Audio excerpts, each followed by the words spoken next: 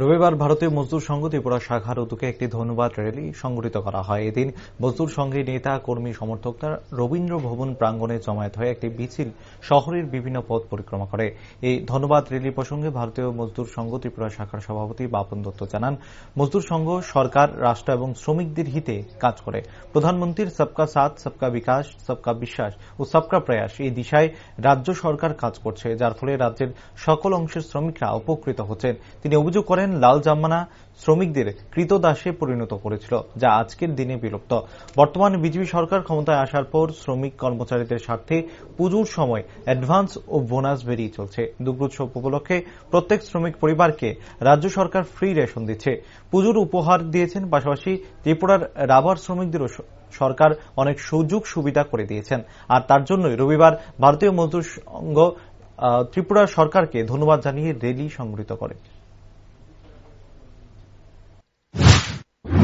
র্যালিটা হচ্ছে সরকারকে ধন্যবাদ জানাবার জন্য। আমরা রাষ্ট্রহিতে কাজ করি, সরকারের হিতে এবং শ্রমিকের হিতে কাজ করি। আমরা দেখতে পেয়েছি রাজ্য সরকার প্রতিষ্ঠিত হওয়ার পর থেকে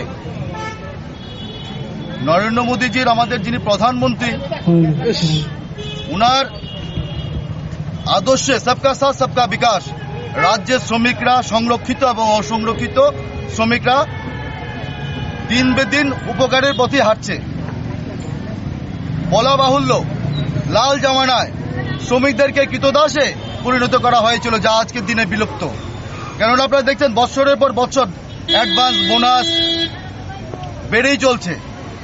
যখন লাল জামানায় ছিল তখন তাদের কত টাকা ছিল বোনাস বৃদ্ধি বা সেরকম 700 টাকার মতো ছিল, আজকে ওনারা 2000 টাকা পাচ্ছে। তো এটা শ্রমিকের স্বার্থে আমাদের রাজ্য সরকার কাজ করছে।